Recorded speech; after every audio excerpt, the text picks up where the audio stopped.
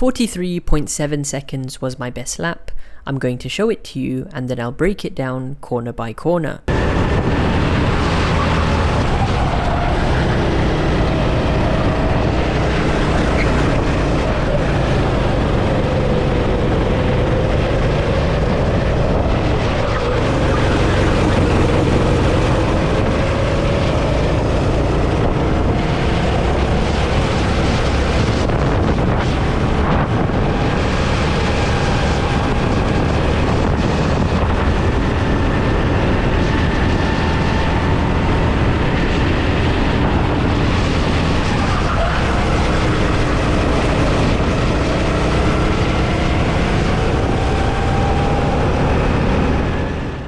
So as we start the lap heading downhill, entering turn 1 as wide as possible, it's taken flat out for the first part, so keep your foot pinned to the floor, early subtle steering, aim towards the middle to late apex for the first corner. As you ride the inside curb, the reference for braking is just after the tyre barrier on the right hand side.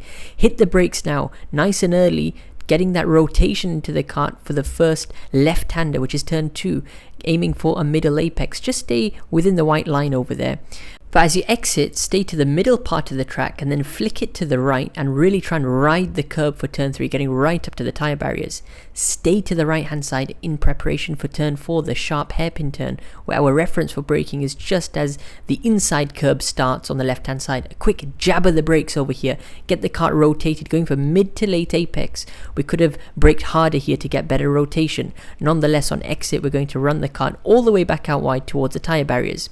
Now head in a straight line, veer off slightly to the left on entry 4, turn 5, our second hairpin turn where you're braking hard again just towards the end of the curb on the left hand side. Get the kart rotated with hard braking, targeting a late apex. You need to be on the accelerator early, accelerating through the corner because now you're heading uphill through the high speed stuff. So exit nice and wide, stay to the left hand side, foot pin to the floor, and this next sequence is all about out in out. So from the outside edge, we cut into the inside edge, riding the curb on the right hand side. Now exit back out wide to maximize our exit speed. On entry for the second, fast right hander, flat out from the outside edge. Now cut back to the inside edge, middle apex, run the kart out so you're maximizing your exit speed again, heading down the back straight. You want to minimize the distance between these two curbs, so drive them in a straight line as possible and then veer off to the right hand side as we approach our next important reference point. It's just before this white line on the track where we now veer to the left hand side, preparing for the entry for our last corner. By veering off to the left, we're going to be completely up against the tyre barriers on the left hand side,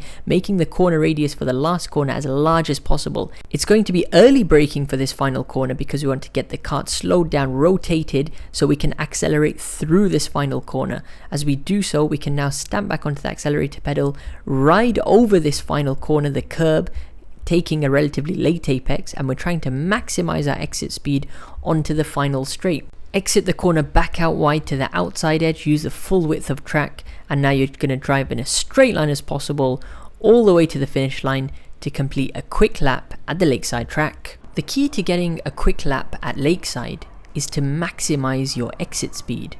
The first sector is very technical and the corners come quickly one after the other. So for turn 1, turn 4, turn 5 and the final corner, it's important that you apply the concept of slow in, fast out. This is where you'd brake slightly early in order to get the kart slowed down and rotated for the corner, and then you're accelerating through the corner, which is where you'd gain that lap time. A common mistake that drivers make is that they'll carry too much entry speed in the corners, which will cause them to slide or lose control, and by the time they exit the corner, they've lost all of their momentum, and that costs them valuable lap time. Let us know what techniques you use to get a quick lap at the Lakeside karting track.